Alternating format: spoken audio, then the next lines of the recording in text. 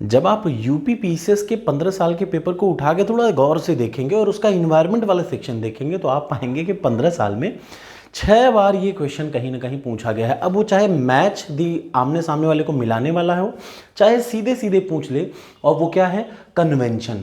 हिंदी में और इंग्लिश में दोनों में कन्वेंशन को कन्वेंशन ही कहते हैं, इसलिए मैं आपसे यही कहूँगा कि कन्वेंशन को कन्वेंशन ही रहने दीजिए।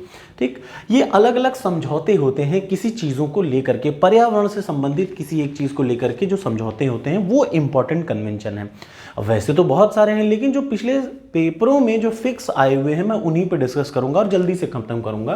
तो पहला कन्वेंशन है बामको कन्वेंशन। याद रखिए, एग्जाम में आएगा बामको कन्वेंशन या बामको समझौता किस चीज पे किया गया, किस चीज के लिए है।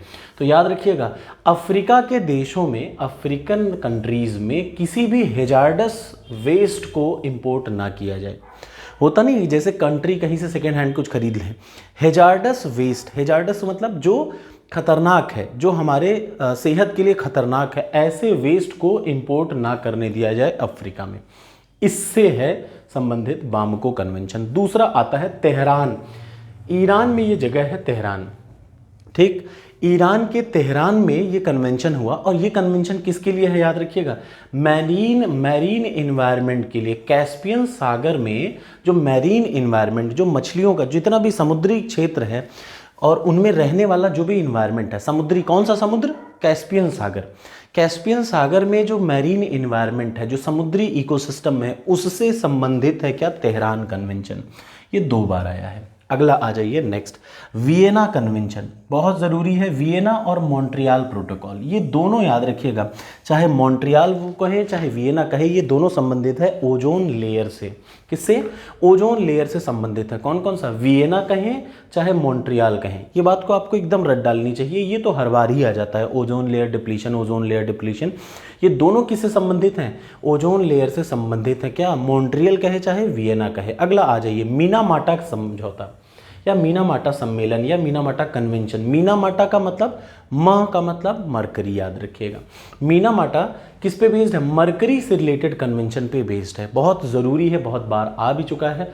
अगला मैं आपको बता दूं कि मीनामाटा के बाद नेक्स्ट आता है क्या, बॉन कन्वेंशन। बहुत इंपॉर्टेंट है और शायद आप देखेंगे तो ये बड़ा ज़रूरी भी आपको लग जाएगा। बॉन कन्वेंशन किससे है, सीएमएस। सीएमएस क्या है, कन्वेंशन ऑफ माइग्रेटरी स्पीसीज। वो चीज़, जैसे पक्षी नहीं होते हैं, वो क्या होता है, मैं प्रयागराज का हूँ, मैंने देखा है कि हर साल दिसंबर जनवरी के टाइम में साइबेरियन क्रेन आ जाते हैं जो माइग्रेट कर जाते हैं, एक जगह से दूसरी जगह जो माइग्रेट करते हैं, उनसे संबंधित है ये समझौता। ये क्या है, बॉन कन्वेंशन किससे संबंधित है, माइग्रेटरी बर्ड्स पे। सीएमएस ऑन माइग्रेटरी बर्ड्स, याद रखिएगा।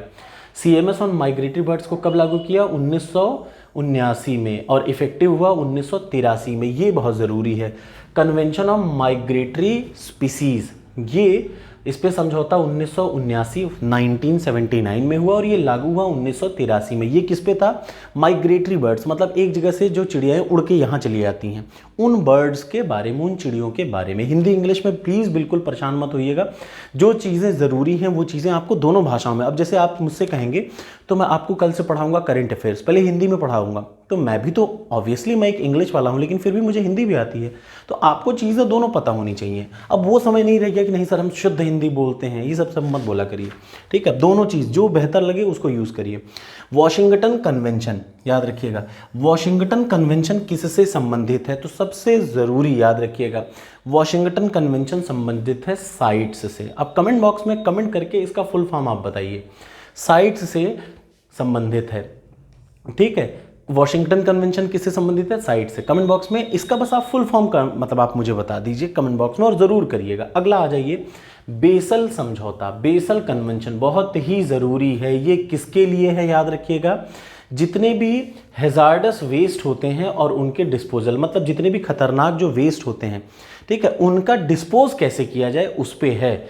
और ट्रांस बाउंड्री, मतलब कि एक जगह से दूसरे, आपने सुना होगा ना अक्सर, कोई चीज़ पुरानी हो गई दूसरे कंट्री को भेज दिया, उनमें से कुछ चीज़ें खतरनाक थी सेहत के लिए, तो जो हैजार्डस वेस्ट हैं उनका एक जगह से दूसरे बाउंड्री में मूव कराना, उस पर संबंधित है ये समझौता, बेसल समझौता, ठीक है, हैजार्डस चीज़ों के लिए जो खतरनाक है। उसके बाद अगला आ जाइए, रॉटरडम कन्वेंशन। रॉटरडम कन्वेंशन किस पे है, ये आपको रटना है। ये केमिकल्स और पेस्टे हैजार्डस, वो केमिकल जो कि खतरनाक है हमारे सेहत के लिए, उनसे संबंधित है। ऊपर वाला क्या था, बेसल कन्वेंशन, मतलब हैजार्डस वेस्ट से रिलेटेड था। लेकिन ये वाला कन्वेंशन किससे संबंधित है, ये वाला रासायनिक हैजार्डस, मतलब जो सेहत के लिए हानिकारक है ऐसे रासायनिक पदार्थों से है संबंधित। ठीक है, उसके बाद अगला आ जाइए स्टॉकहोम कन्वेंशन। ठीक, पीओपी पे डिपेंडेंट है। स्टॉकहोम कन्वेंशन क्या है, परसिस्टेंट ऑर्गेनिक पॉल्यूशन। ये जो होता है ना परसिस्टेंट ऑर्गेनिक पार्टिकल्स की, ऐसे ही है, पीओपी पे बेस्ड है, याद रखिए। इतना शॉर्ट में क्या बोले, स्टॉकहोम समझौता किससे संबंधित है, पीओपी पे, ये पॉल्यूशन का ही एक पार्ट है। ठीक है, उसके बाद किगाली, किगाली समझौता किस पे है, एचएफसी है ये क्या है, एचएफसी, हाइड्रो, याद रखिएगा हाइड्रोफ्लोरोकार्बन्स पे बेस्ड है ये समझौता, किगाली समझौता हाइड्रोफ्लोरोकार्बन पे। ये परसिस्टेंट ऑर्गेनिक पार्टिकल्स या पॉल्यूशन या जो है उसी से संबंधित, मतलब ये भी एक टाइप का समझौता है पीओपी पे, हल्का सा आप ऐसे समझिए। तो ये हैं इंपॉर्टेंट समझौते जो कि आपको जानने बहुत ज़रूरी हैं। इनमें से कोई एक एग्जाम में आ जाएगा तो आप मुझे थैंक यू जरूर कहिएगा। Thank you so much.